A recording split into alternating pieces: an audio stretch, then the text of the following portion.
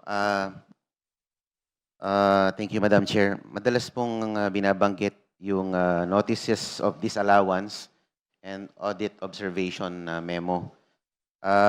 Para po sa akin, ito po ay mababaw na ground to constitute an impeachable offense. Unang-una po, ang notices of disallowance ay appealable, they are contestable. Yung pong audit observation memo is just a memo issued by the COA for deficiencies in documentation not involving pecuniary loss. Ang notices of disallowance po ay pwede pang i-appeal ng Office of the Vice President sa regional level ng COA, sa commission proper ng COA, at pwede pang humantong sa Supreme Court. The notices of disallowance does not presuppose guilt on the part of the Vice President. It is not tantamount to a prosecution.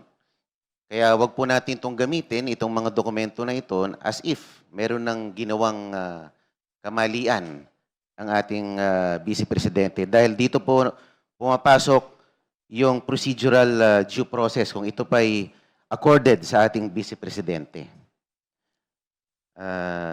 At isa pa po, yung pong mga ginawa ng Quadcom nung nakaraang taon, yung pong pagbubukas ng mga envelope, I don't think yan po ay kasama sa trabaho ng Kongreso. Dahil ang pag-audit po ay trabaho ng COA. Meron po tayong Latin legal maxim, potestas delegata non delegari. Delegated power should not be delegated further. Reminded to confine the manifestation to the subject matter of the impeachment Opo, proceeding. this is pertaining to the... This is not the about envelope. Quadcom. This is the impeachment proceeding on the 2 complaints against the Vice President. Please stick to the subject matter of this impeachment proceeding. But the envelope, yung opening of the envelopes, hindi po ba may kinalaman If you have ito? concerns about the proceedings of Quadcom, perhaps you should address it in the other forums, but not in the impeachment proceedings. The Honorable Marcoleta is so reminded Opo, to stick to the subject matter. yun lang naman po, Madam Chair, notices of disallowance. Ito po ay hindi mga dokumento lamang na ito ay appealable, contestable, at hindi ito nangangahulugan ng Vice Presidente ay may ginawa ng irregular dahil ito ay contestable. Yun lamang po ang aking obserbasyon. At ma'am, if I may react dun sa earlier remark made by the chair, I think I was alluded to kasi nagkaroon po ng spectacle kahapon. The chair just adopted the manifestation of the Honorable Marcoleta yesterday during our determination of form. Opo, yung pong I am speaking out of premonition. Actually, I'm not speaking out of mere premonition. I was speaking out of experience. But that's Opo. what the committee heard. Nevertheless, Honorable Marcoleta, this is likewise not a subject matter of this impeachment proceeding. Opo, winawarningan ko lang po ang audience na to observe proper decorum. Wala naman po sigurong masama doon, Madam Chair, di po ba? But of course, for as long as the public are not committing any offense inside this committee hearing, then there is no basis at all to call their attention or to even mention their name. Okay, ma'am, pero nagkaroon po ng president kasi sa Senado. Salamat po.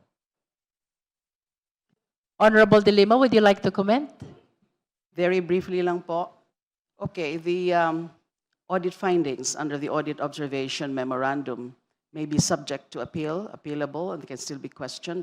But the fact remains that there are already evidence, there are already documentary evidence, kasama nga na po dito na naka-attach sa complaint, about those questionable disbursements, the use of confidential funds for not legal purposes, for confidential intelligence funds. So this committee, since it's scrutinizing now the very complaint before us, has the discretion and has the duty and the prerogative to do its own scrutiny and analysis of these documents, irrespective of any final COA finding.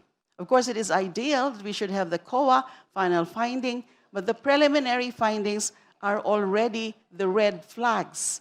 The preliminary findings already show those acts constitutive of impeachable offenses. So it's not really a hindrance to this committee not to consider first those preliminary findings pending the final finding of the COA. Let us be reminded as well that impeachment proceeding is a sui generis proceeding.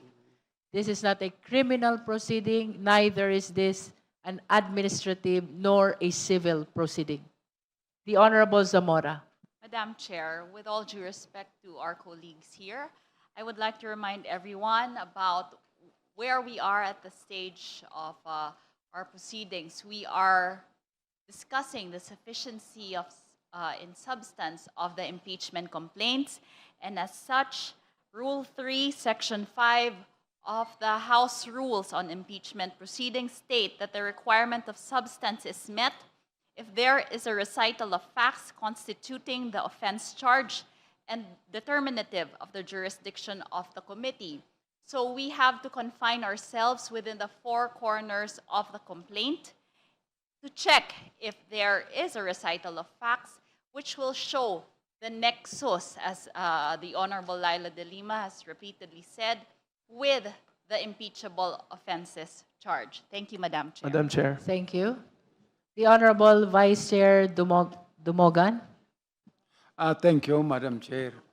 I was about to point out, we are in the determination of sufficiency in substance. And as far as ground number 1 is concerned, it had been supported by complete narration of facts and even documents. Vice Chair, speak closer to the microphone, please. Is completely supported by narration of facts as well as certified documents. So, as far as I am concerned, so that we give due process as being claimed, we answer it in the positive so that later on the respondent will be given the chance to explain. Because look, the confidential fund belongs to her office, and she can, with respect to the disallowance, it will be only her if she did appeal that one or she did not. Because as far as the records is concerned, this was a long time that it did happen, and when the disallowance was issued in, we do not know of any appeal that had been done by the concerned respondent, Madam Chair. Thank you, Madam Chair. Thank you. The Honorable Arbison. Kindly turn on. Thank you, Madam Chair. I just want to make a manifestation regarding the definition of confidential fund. Yes. Confidential funds are lump sum budget allocation for government agency, specifically for surveillance, intelligence gathering, and security-related activities. These funds are designed for expenses that cannot be disclosed publicly to protect national security, peace, and order, common use to include purchasing information, renting safe houses, and conducting undercover operation. Thank you, Madam Chair. Thank you.